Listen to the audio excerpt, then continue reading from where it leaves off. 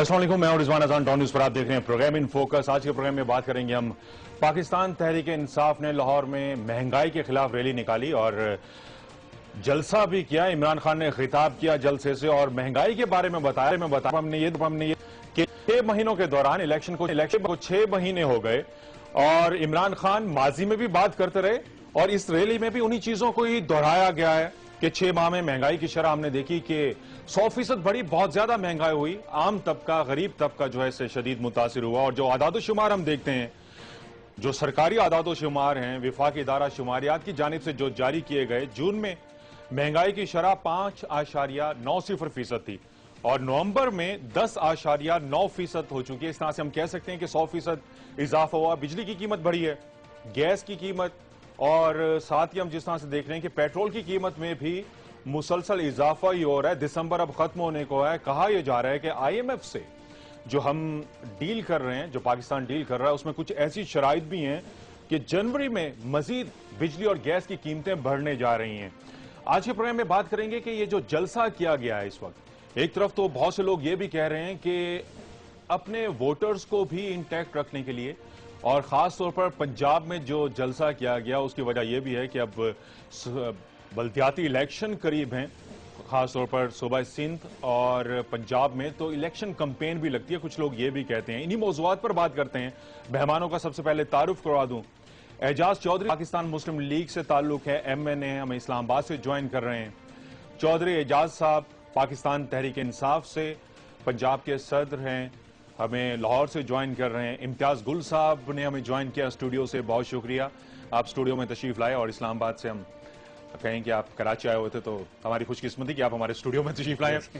सबसे पहले इम्तियाज गुल साहब आपकी जानिब भी आ जाता हूं। ये जो जलसा है, महंगाई तो हम मुसलसल बात कर ही रहे हैं कि महंगाई बहुत ज्यादा बढ़ी है और कुछ लोग ये भी कहते हैं कि जब मुस्लिम लीग नून विफाक में आई तो इब्तिदा में ही कुछ मुश्किल फैसले करने होते हैं। वो बेहतर होता है कि मुश्किल फैसले कर लिए जाएं, लेकिन इस तरह के मुश्किल फैसलों की हम ये कहें कि तवक्को इसलिए भी नहीं थी कि ये लोग, और चाहे मुस्लिम लीग नून हो, चाहे यहां पर पाकिस्तान तहरीक इंसाफ हो, जब इलेक्शन कैंपेन जब चला रहे थे तो महंगाई की बात कर रहे थे, पिछे हुए तबके की बात कर रहे थे। अब तो महंगाई 100% बढ़ गई और जिस तरह से पेट्रोल बिजली की कीमत है, ये बताएं कि ये जो जलसा, ये जो रैली निकाली गई, ये हम इसको महंगाई के खिलाफ ही कहें कि या पसे पर्दा कुछ और चीजें भी हैं कि अपने वोटर्स को इंटैक्ट रखना, उनको मोबिलाइज करना, क्या क्या मकासद हो सकते हैं? देखिए रिजवान, किसी भी सियासी जमात की हमेशा तरजीह तो होती है कि अपने वोटर्स के अंदर इंतखाबी हलकों के दौरान अपनी मौजूदगी को जिंदा रखें किसी न किसी तरीके से। ये मेरे ख्याल दुनिया भर में होता है, कॉर्नर मीटिंग्स कह लें या अंदरूनी खाना जो इंडोर मीटिंग्स होती हैं। इस ख़ास तौर पे अब लाहौर में जो कुछ हम देखने को मिला है, इसका मेरा ख्याल है अगर इसको हम सियासत से अलहदा होकर देख लें तो एक बहुत जेन्युइन मसला है जिसका सामना इस वक्त आवाम को करना पड़ रहा है। आप यकीन कीजिए कि गुज़श्ता 2 हफ्तों के दौरान मैं इस्लामाबाद में मुख्तलिफ हलकों में जो पार्टियाँ वगैरह होती हैं वहाँ जब गया हूँ, और अभी 3 दिन पहले भी ऐसे ही हुआ कि वो जो लोग सर्व करने आए होते हैं, जो वेटर्स वगैरह हैं, यकीन कीजिए गुज़श्ता 12 बरसों में उनमें से किसी एक शख्स ने नहीं कहा कि महंगाई हुई है। और गुज़श्ता अभी 2 हफ्तों के दौरान तकरीबन 3 ऐसे मौके थे जब वो लोग मुख्तलिफ लोग हैं जो कि बेचारे रोज सुबह से लेकर रात तक मजदूरी करते, उन्हें कहा कि जी आप यकीन करें पिछले 6, 7, 8 महीने में हमारा बेड़ा गर्क हो गया है, महंगाई बहुत ज़्यादा हो गई है। तो इसमें एक जेन्युइन मसला इमरान खान साहब ने उठाया और मेरा ख्याल है पाकिस्तान में सियासतदानों से और जर्नलों से लोगों का यही शिकवा रहा है, और जितने गैर जानिबदार इक्तिसादी माहिरीन हैं उनका भी ये शिकवा रहा, हमारा भी शिकवा रहा।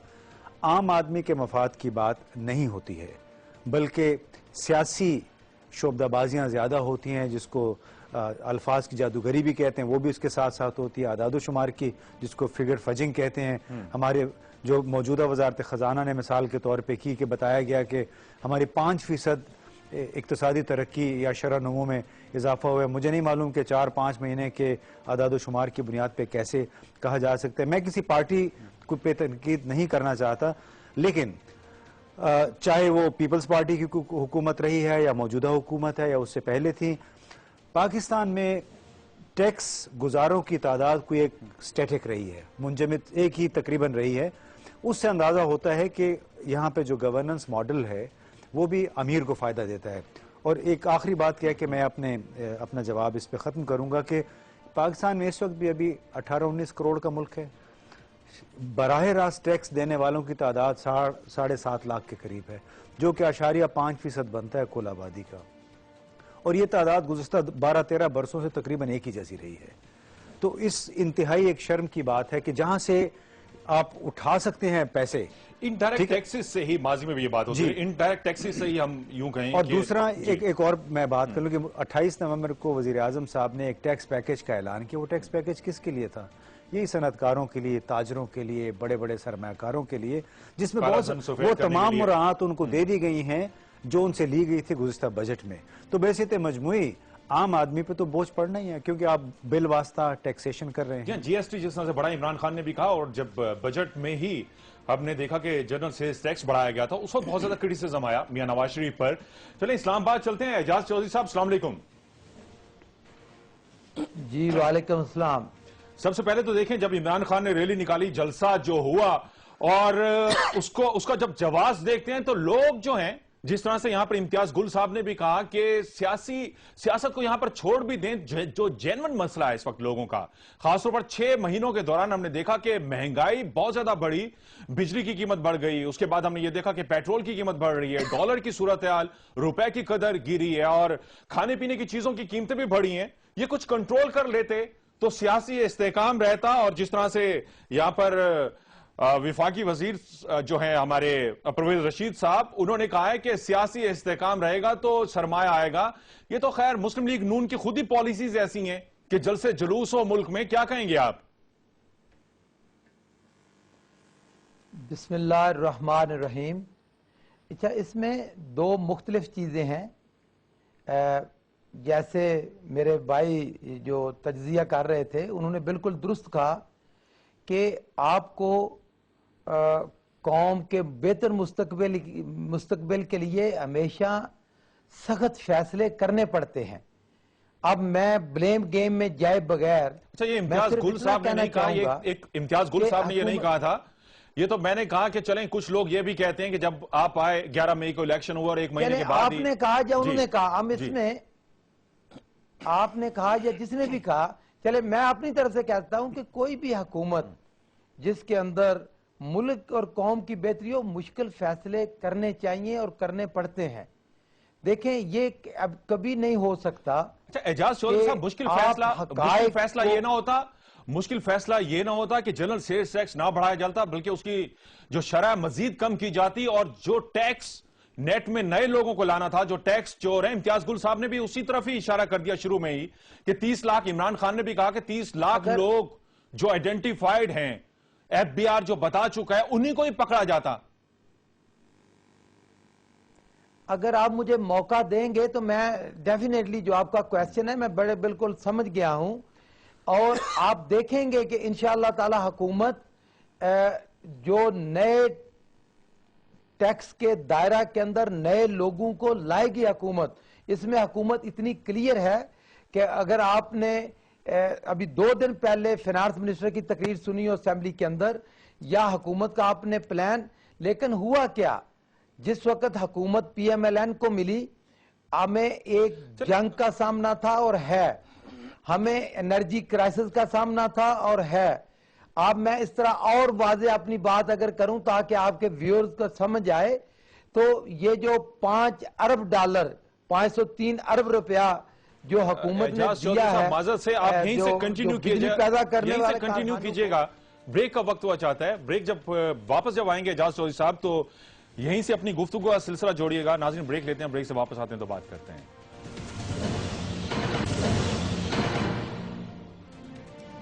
ویلکم بیک ناظرین۔ اعجاز چودھری صاحب، بریک سے پہلے آپ سے بات ہو رہی تھی، کچھ سخت فیصلوں کی بات کی آپ نے کہ آپ کو کچھ ملک ہی ایسے ملا تھا۔ ہم نے دیکھا کہ پاکستان پیپلز پارٹی 2008 میں اقتدار میں آئی تو وہی بات کرتی رہی، اور آپ نے بھی اسی طرح سے کہا کہ انرجی کرائسس تھا، لیکن ہم نے یہ دیکھا کہ کچھ فیصلے ایسے ہو سکتے تھے جس میں ہم یہ کہیں کہ سخت فیصلے سرمایہ داروں کے خلاف ہوتے، اور جس طرح سے ٹیکس کی بات بھی ہو رہی ہے کہ ٹیکس چوری کو روکنے کے لیے اقدامات نظر آتے، کچھ سخت فیصلے جو ہیں عوام کے خلاف ہو گئے ہیں۔ میں آپ مجھے موقع دیں گے میں بات کروں؟ جی میں گزارش یہ کر رہا تھا کہ ایسا کوئی دنیا کے اندر نہ ہی میرے پاس، نہ عمران خان کے پاس، نہ ہی کسی اور پارٹی کے پاس یا دنیا کے کسی ملک کے پاس ایسا کوئی جادو کا کوئی ایسا نظام نہیں ہے کہ ایک دم ساری چیزیں کر لی جائیں، کہ ٹیکس بھی نہ لگایا جائے اور بجلی کے پیسے بھی کمپنیز کو دے دی جائیں اور سارے مسائل ایک دن میں حل کر لیے جائیں۔ دیکھیں حکومت کے سامنے ترجیحات تھیں۔ سب سے پہلے ایک جنگ کا سامنا ہے پاکستان کو اور اس جنگ کے اوپر بلینز آف ڈالر حکومت کے خرچ ہو رہے ہیں۔ ہماری معیشت کوئی ملک کے اندر انویسٹر آنے کو تیار نہیں، تو حکومت کے لیے ضروری تھا کہ اس ایشو کو ایڈریس کرتی، اور حکومت نے نہ صرف کراچی کے اندر بلکہ طالبان کے ایشو کو تمام پارٹیز کو اعتماد میں لیا۔ اسی طرح انرجی کا جو کرائسس تھے یا ابھی بھی ہیں، تو میں یہ کہنا چاہوں گا کہ حکومت نے وہ پیسے ادا کیے جو پہلی حکومت وصول کر چکی تھی، وہ بل وہ قرضے حکومت نے، اور وہ کچھ چھوٹا موٹا اماؤنٹ نہیں تھا۔ اب آپ اگر سرکولر ڈیٹ کی بات کر رہے ہیں تو سرکولر ڈیٹ جو آپ نے 500 ارب روپے ادا کیے ہیں، اعجاز چودھری صاحب بہت سی باتیں آپ بیچ میں لے آئے۔ تو میں گزارش کر رہا ہوں 5 ارب ڈالر بنتے ہیں، یہ 5 ارب ڈالر گورنمنٹ نے وہ ادا کیے۔ میں آپ سے نوٹ چھاپ کر آپ نے ادا کر دیا، سرکولر ڈیٹ تو دوبارہ جو ہے 150 ارب روپے کے قریب پہنچ چکا ہے۔ دیکھیں سرکولر ڈیٹ جو ہے وہ 150 ارب روپے کے قریب پہنچ چکا ہے، اور یہ کم ہی بات ہوئی ہے کہ اسحاق ڈار صاحب نے جب یہ کہا تھا کہ ہم 500 ارب روپے کے ذریعے سرکولر ڈیٹ جو ہے سرکولر ڈیٹ اتاریں گے، تو اس وقت یہ بھی کہا تھا کہ ایک میکنزم ہوگا، دوبارہ سے سرکولر ڈیٹ نہیں ہوگا، نہیں چڑھے گے دوبارہ سے پیسے، لیکن دوبارہ سے ہم نے دیکھا کہ 150 ارب روپے چڑھ چکے ہیں۔ اچھا میں آپ کی اطلاع کے لیے یہ عرض کرتا چلوں کہ ایک تو یہ 150 ارب نہیں ہے، اس سے کم ہے۔ کتنے ہیں؟ دوسری بات میں گزارش کرتا چلوں کہ میں آپ کو بتاتا چلوں صاحب، اس میں دیکھیں نا نمبر کو چھوڑ کے میں بتاتا چلوں کہ وہ کیسے نہیں ہوں گے۔ ہمیں جتنے بجلی پیدا کرنے والے کارخانے ہیں ان کو ڈیزل سے فرنس آئل سے ہٹا کے اس کو کوئلے پہ لانا پڑے گا، اور جس کے اوپر حکومت کام شروع کر دیا ہے حکومت نے۔ تب یہ مہنگی بجلی جو ہے یہ اصل مسئلہ ہے۔ ہمیں دو مسئلوں کا ایک سامنا ہے، ایک تو مہنگی بجلی اور دوسری بجلی ہے نہیں، تو حکومت نے اس کے علاوہ اور کوئی حل نہیں ہے کہ حکومت نے تمام جو بجلی پیدا کرنے والے اعجاز چودھری صاحب، چلے میں چودھری اعجاز صاحب کے پاس جاؤں گا، ہم نام ہے تھوڑی سی یہاں پر کنفیوژن بھی ہوگی۔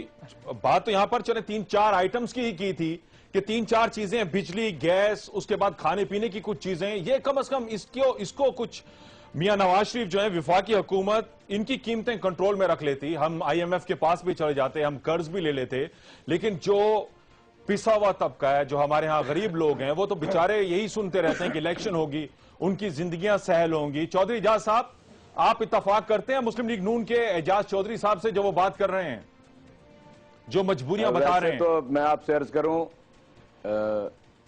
ایک تو ایکو ہو رہا ہے، مجھے بات سمجھائی نہیں دے رہی۔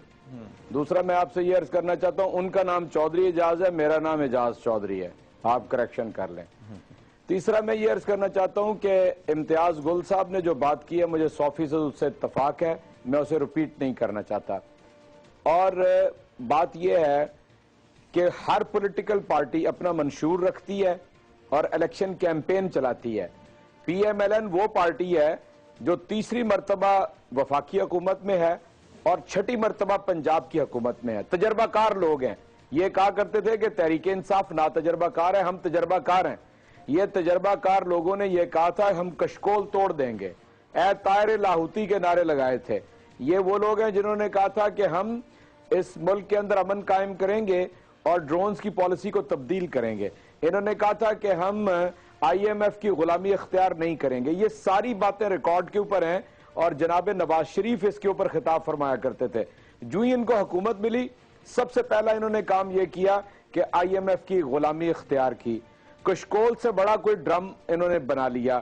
پھر وہ ایسا کام کیا جو پارلیمنٹ کے اندر بھی لوگوں نے کہا کہ GST نہ لگائیں، اس کے بعد انہوں نے بجلی کی قیمت بڑھائی, انہوں نے پیٹرولیم کی قیمت بڑھائی, انہوں نے اتنے نوٹ چھاپے کہ غالباً سالوں میں کہیں نہیں چھپے تھے. انہوں نے 4 مہینے میں 850 ارب روپے کے نوٹ چھاپے.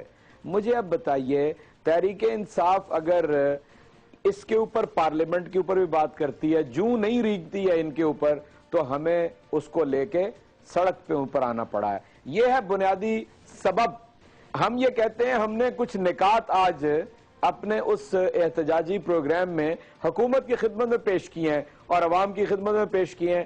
انہیں پوری سنجیدگی کے ساتھ, بجائے اس کے کہ دفعہ 144 کی خلاف ورزی کا مقدمہ درج کرا دیتے, ہاں یہ کہتے کہ اپوزیشن نے ایک جلسہ کیا ہے, اس میں یہ باتیں کہی ہیں, ہمارے پاس ان باتوں کا یہ جواب ہے. مجھے افسوس ہے پرویز رشید صاحب کے طرز تخاطب کے اوپر کہ وہ عمران خان کی ذات کو بیچ میں لے آتے ہیں. اعجاز صاحب, جن نکات کی آپ بات کر رہے ہیں, لوگ یہ بھی کہتے ہیں کہ نیشنل اسمبلی میں اگر وہ نکات پہلے اٹھائے جاتے, بات تو ہوتی رہی, لیکن جو لوگ یہ سوال اٹھا رہے ہیں یہ ان کے لیے ہے کہ جو نکات اٹھائے گئے, یہ تو بات پہلے بھی ہوتی رہی, مجبوری تھی یہ ریلی نکالنا, یہ جلسہ کرنا. بالکل, میں بتاتا ہوں, اس کا سبب بتاتا ہوں. ہم نے ریکوزیشن کیا ہوا ہے اسمبلی کو اس نقطے کے اوپر کہ مہنگائی کو زیر بحث لایا جائے. بات اس طرف آتی نہیں ہے, کسی پوائنٹ آف آرڈر کے اوپر بات ہو جاتی ہے. اس کی شاہ محمود قریشی صاحب نے پوری وضاحت کی ہے. اور جب حکومت 6 ماہ کے اندر کوئی ایک ایسا کام بھی نہ کرے کہ جو عام آدمی کے ریلیف کا ہو, مجھے بتائیے کہ جمہوریت میں کون سا راستہ باقی رہ جاتا ہے کہ آپ عوام کے احتجاج کرنا تو چلیں, یہ تو ہم امتیاز گل صاحب سے بھی پوچھیں گے. یہ تو احتجاج کرنا, ویسے تو کہا جاتا ہے کہ ریلیز نکالنا اور جلسہ جلوس کرنا یہ تو جمہوری حق ہے. پھر پرویز رشید صاحب اور مسلم لیگ نون اتنا زیادہ کیوں اس پر جو ہے, کیوں اتنی تنقید کرتے ہیں؟ چلیں بریک لے لیتے ہیں ناظرین, بریک کا وقت ہوا چاہتا ہے, بریک لیتے ہیں, بریک سے واپس آتے ہیں تو پھر بات کرتے ہیں.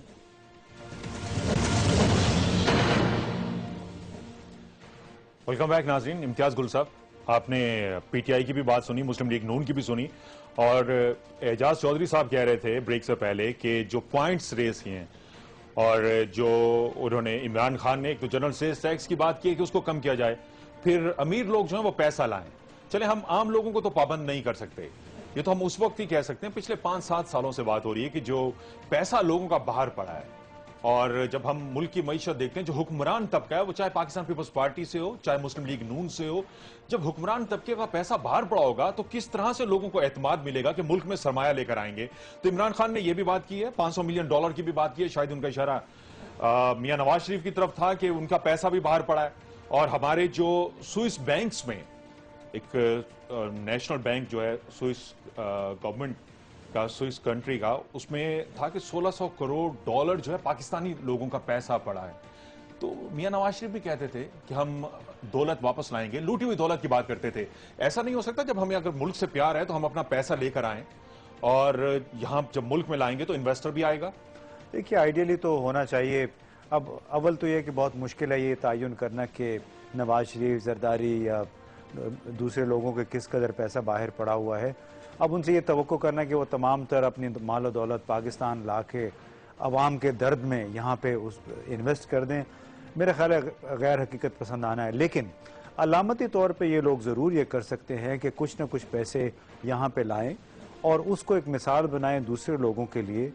کوئی بھی پارٹی ہے, کوئی بھی لیڈر ہے, اس سے نہ صرف عوام کے اندر اعتماد بڑھے گا ان پہ, تو باہر کے لوگ جس طرح سے آپ بھی کہہ رہے ہیں, چلیں ٹھیک ہے 100% پیسہ نہ لائیں, اگر آپ جس طرح سے کہہ رہے ہیں کہ یہ شاید حقیقی نہیں ہوگا کہ اگر تمام پیسہ ہی لے کر آئیں, تو لوگوں کو کس طرح سے ہم کہیں گے, پاکستانیوں کو بھی اور جو باہر کا انویسٹر بھی ہے اس کو کس طرح سے کہیں گے کہ پاکستان میں آؤ اور پیسہ انویسٹ کرو, جب ملک اتنے برے حالات سے گزر رہا ہے. اسی لیے تو کوئی باہر کے لوگ یہاں پہ سرمایہ کاری کے لیے نہیں آ رہے ہیں, خاص طور پہ یورپ یا امریکہ سے. ابھی اللہ کرے یہ جو کوششیں کر رہے ہیں اس کے نتیجے میں عرب ممالک سے کچھ لوگ یہاں پہ آئیں, اللہ کرے چین سے یا ترکی سے لوگ یہاں پہ سرمایہ کاری کے لیے آئیں. اور ہم آپ تو بڑے پریویلیج لوگ ہیں, یہ جو آپ دیکھیے جس ماحول میں ہم بیٹھے ہیں, چودھری صاحب, دونوں چودھری صاحبان یا بڑے دوسرے چودھری صاحبان, ان کو ہم کو پتہ نہیں ہے کہ دال کس بھاؤ ملتی ہے. ان لوگوں کا سوچیں جو بیچارے صبح سے شام تک محنت کرتے ہیں, ان کی خاطر ہم دعا کرتے ہیں کہ جو یہ کوششیں کر رہے ہیں اس کے نتیجے میں یہاں کچھ سرمایہ کاری ہو, نئے روزگار کے مواقع پیدا ہوں, ملک کی معیشت کو کوئی سہارا ملے. لیکن اس کے لیے ان کو خود بھی ان کے بڑے جو رہنما ان کو رول ماڈل ضرور بننا چاہیے. رول ماڈل تو بننا چاہیے. کیا ایسے فیصلے تھے جو ہم نے مہنگائی کی تو بات کر دی, جو مسلم لیگ نون جس طرح سے چودھری اعجاز صاحب کہہ رہے تھے کہ مجبوری تھی, انرجی کرائسس بھی ہے, دوسرے مسائل بھی تھے, ہمیں یہاں پر ہم یہ دیکھتے ہیں کہ زر مبادلہ کے ذخائر بھی جو ہیں وہ کم ہو رہے تھے تیزی سے, لیکن کچھ فیصلے تو ہمیں ایسے کرنے تھے جو براہ راست جس سے ہمارے عام لوگوں پر اثر پڑتا ہے. یہ ہم 6 مہینوں سے مسلسل کہہ رہے ہیں, بجٹ کے بعد سے ہی کہہ رہے ہیں. دیکھیے جی, سب سے یہ 6 مہینے کی بات نہیں ہے, ان کو تقریباً سال 1.5 سال سے اندازہ تھا کہ حکومت ان کی آنی ہے, اس کے لیے ان کو تیار ہونا چاہیے تھا, اور یہ 2-3 سال پہلے طے ہو چکا ہے. جو آپ نے بھی ذکر کیا کہ 30 لاکھ کے قریب لوگوں کی نشاندہی ہو چکی ہے, اور ان کو یہ بھی بہت اچھی طریقے سے معلوم ہے پیسہ کہاں پہ ہے.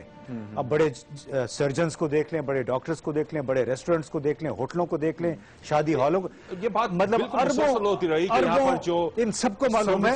اور انہی لوگوں کو فائدہ دینے کے لیے 28 نومبر کو ٹیکس میں جو مراعات کا ایک پیکج دیا گیا ہے, اور کئی وہ ٹیکس جو بجٹ میں اعلان کیا گیا تھا وہ واپس لیے گئے ہیں. یہ میں نہیں کہہ رہا, یہ جو بالکل انڈیپینڈنٹ اکانومسٹ ہیں, ماہرین اقتصاد, ان کا یہ بہت بڑی شکایت ہے کہ جس مد سے آپ کو ٹیکس 200, 300, 400 ارب روپے اضافی مل سکتا تھا, وہ تمام محصولات واپس لے لیے گئے. کیوں؟ تمام تاجر طبقہ جو کہ ان کا ووٹر ہے, جو کہ ان کا سپورٹر ہے, انہوں نے احتجاج کیا, اور انہوں نے ہمیشہ کیا. آپ کو یاد ہوگا جنرل مشرف کے زمانے میں بھی جنرل سیلز ٹیکس جب انہوں نے کوشش کی تمام پارٹی نے جنرل مشرف کے زمانے میں 2000, 2001, 2002 میں, اس وقت یہی تاجر طبقہ تھا, انہوں نے شور مچایا, اور جنرل مشرف کو بھی کمپرومائز کے طور جب پہ ہم یہ کہتے ہیں کہ ریٹیلر, ہول سیلر, ان کی رجسٹریشن ہونی چاہیے اور اس سے ہم ٹھیک ٹھاک پیسہ جنریٹ کر سکتے ہیں, اور پاکستان پیپلز پارٹی کے طور پہ بھی ہم بات کرتے ہیں. کتنے شرم کی بات ہے, برطانوی ہائی کمشنر جو یہاں سے جا رہے ہیں, انہوں نے اتنے 2-3 اخباروں میں بہت بڑا یہ آرٹیکل لکھا کہ پاکستان کے صرف 0.5% لوگ جو ہیں وہ اس ملک میں ٹیکس دیتے ہیں, تو یہ ملک زندہ کیسے رہے گا. چودھری اعجاز صاحب, آپ کی جانب امتیاز گل صاحب جس طرح سے کہہ رہے ہیں کہ بہت سا ہم کہیں کہ ٹیکس نیٹ بڑھایا جا سکتا تھا, لیکن وہ لوگ آتے ہیں جو ہمارے ووٹر بھی ہیں, تاجر برادری بھی ہے, تو ان کو ناراض نہیں کرنا چاہتے تھے.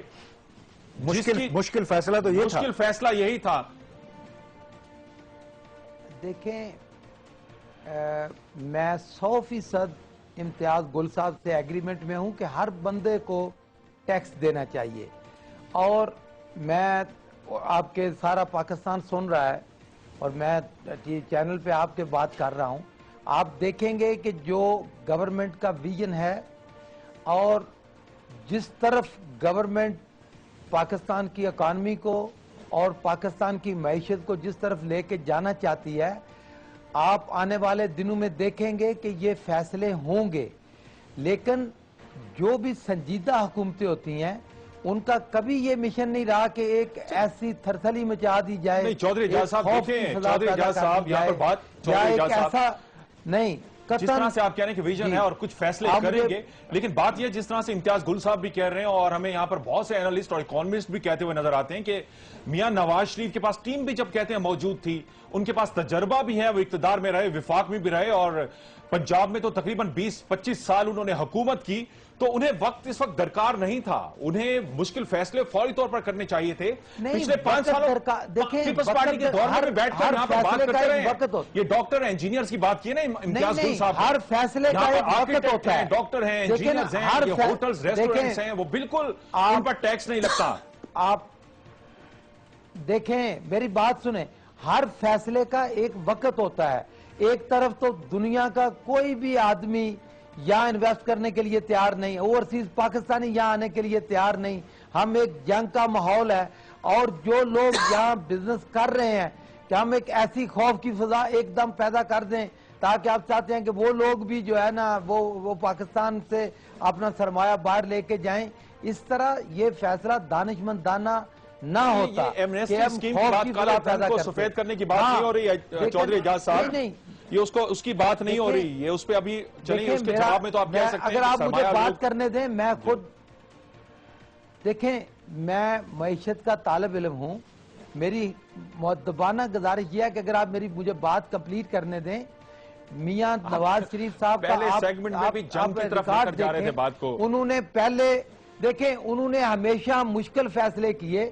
پہلی حکومت ان کو آئی, ابھی میرے دوست بھی ہیں چودھری اعجاز صاحب کہہ رہے تھے, پہلی دفعہ ان کو حکومت ملی تو یہی بینک جن کے اندر بڑی کرپشن تھی, یہ بینک پرائیویٹائز کیے.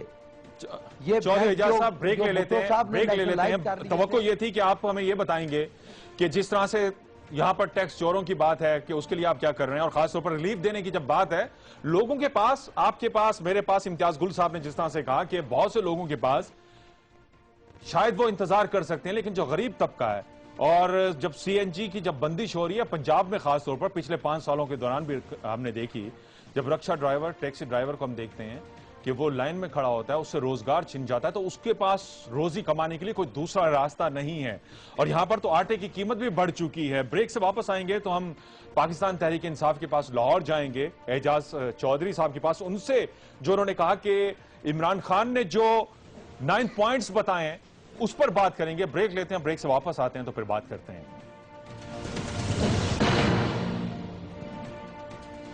ویلکم بیک ناظرین، اعجاز چودھری صاحب آپ کی جانب آتا ہوں۔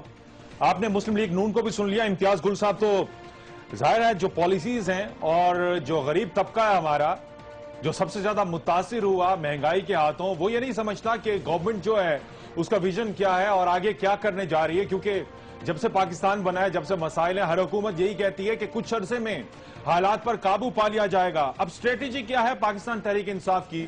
اور عمران خان تو کہہ رہے ہیں کہ پیسہ، لوٹی ہوئی دولت کی بات نہیں کی انہوں نے کہ پیسہ لایا جائے ملک کے اندر، تو آپ کو توقع ہے کہ یہاں پر پیسہ لایا جائے گا، کوئی ایسی مثال قائم ہوگی؟ حکمران جماعتیں تو ہم یوں کہیں کہ مسلم لیگ نون اور پاکستان پیپلز پارٹی، جن کا سرمایہ باہر ہے، سرمایہ کوئی باہر لائے گا، آئین تو آپ کو اجازت دیتا ہے، قانون تو اجازت دیتا ہے کہ یہاں کا کوئی بھی باشندہ شخص جو ہے وہ کہیں بھی سرمایہ کاری کرے، انڈسٹری لگائے، تو پھر کس طرح، کس بنیاد پر، صرف اخلاقی بنیاد پر ہم کہیں گے کہ لوگ پیسہ لے کر آئیں؟ میں آپ سے عرض کرتا ہوں، پہلی بات تو یہ ہے کہ ہماری حکمران کلاس جو ہے وہ ہمیشہ عوام سے قربانی مانگتی ہے اور کڑوی گولی بھی انہیں کھلاتی ہے۔ اصل میں پاکستان ایک ایسے مقام پہ پہنچ گیا ہے کہ اب کڑوی گولی بھی اور قربانی بھی بڑے بڑے سیاستدانوں کو اور حکمران کلاس کو دینا پڑے گی۔ میں آپ جلدی بات کرتا ہوں۔ پہلی بات تو یہ کہ امن کے بغیر کچھ نہیں ہو سکتا، اور ان 6 مہینوں 7 مہینوں میں امن کے لیے کوئی قدم نہیں اٹھایا گیا۔ اس کے بعد دنیا میں ایسے 7-8 ممالک کی مثالیں موجود ہیں، اور گزشتہ 10 سال سے ایسے قوانین بن چکے ہیں کہ جو لوٹی ہوئی دولت ہے اور سوئس بینکس اور دیگر بینکس میں پڑی ہے وہ ملک میں واپس لائی جا سکتی ہے۔ پھر ایک ایسا کلچر پیدا کرنے کی ضرورت ہے کہ یہ جتنی حکمران کلاس ہے ان کا سب کاروبار اور پیسہ باہر ہے۔ اگر ان کا پیسہ باہر رہے گا تو کوئی نیا سرمایہ کار اندر کیسے آئے گا؟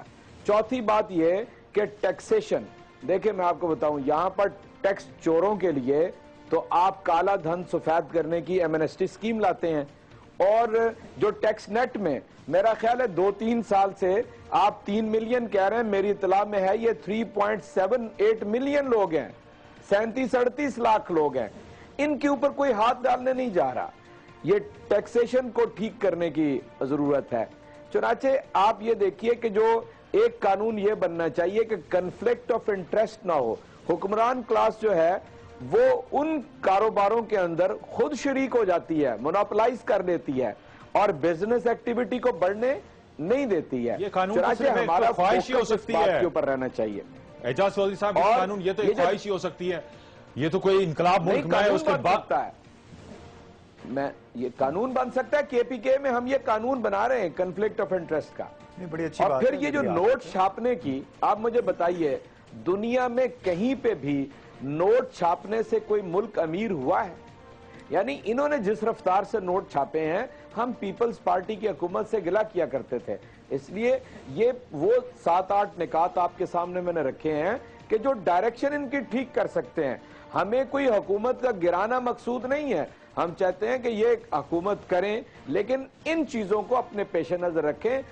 لیڈ بائی ایگزامپل، جب تک اپنی مثال سے دنیا کہتی ہے کہ نواز شریف فیملی جو ہے پاکستان کی ریچسٹ فیملی ہے، یہ اپنی مثال سے ثابت کریں کہ پیسہ اندر لے کے چودھری آئیں گے، اعجاز صاحب سے پوچھتے ہیں۔ اور اس کے بعد اعجاز چودھری صاحب، چودھری اعجاز صاحب جو مسلم لیگ نون سے، ان سے پوچھتے ہیں، آپ بتائیں کہ کچھ ایسا ارادہ ہے جس طرح سے بات ہو رہی ہے، کیونکہ پہلے بھی بات ہوتی تھی، ایک تو لوٹی ہوئی دولت کی بات ہوتی تھی، چلے جن کے پاس جو سرمایہ دار ہیں، سرمایہ باہر پڑا ہے، انڈسٹریلسٹ بھی ہیں، بزنس مین بھی ہیں، لوگ وہ ملک میں آئے سرمایہ کاری کریں، تو میاں نواز شریف کچھ پہلا قدم اٹھانے جائیں گے اس طرف؟ دیکھیں جی، ایک تو اعجاز چودھری صاحب بڑے سنجیدہ آدمی ہیں، میں بڑی غور سے ان کی بات سن رہا تھا. میں ایک تو جو وہ بار بار نوٹ چھاپنے کی بات کہہ رہے ہیں، یہ ریکارڈ کے اوپر چیک کر لیں کہ حکومت نے صرف 6 مہینوں کے اندر 60 ارب روپے کے نوٹ چھاپے ہیں، صرف 60 ارب روپے. یہ جو کہہ رہے ہیں 850، صاحب میں سیاست چھوڑ دوں گا اگر میں فکر غلط کہہ رہا ہوں. میں اس لیے نہیں جاتے کہ وہ سرکولر ڈیٹ کے لیے بھی تو نوٹ چھاپے گئے. چلیں اعجاز چودھری صاحب ٹھیک ہے، اسی بات پہ فیصلہ کر لیتے ہیں. اگر 850 ارب روپیہ ہوا تو سینٹ میں وزیر خزانہ نے کیا رپورٹ دی ہے؟ ناراض ہے نا سینٹ میں وزیر خزانہ نے کیا آپ رپورٹ نے دی؟ دیکھیں، آپ کو سننے میں غلطی ہوئی ہوگی، آپ کو سننے میں غلطی ہوئی ہوگی. ڈار صاحب نے 2 دن پہلے اسمبلی کو رضوان صاحب ہم کہتے ہیں کہ کل اسی وقت دوبارہ پروگرام پھر یہ بات تو ریکارڈ کے اوپر ہے، یہ ریکارڈ کے اوپر بات ہے. اس کا تو فیصلہ کل ہو جائے گا.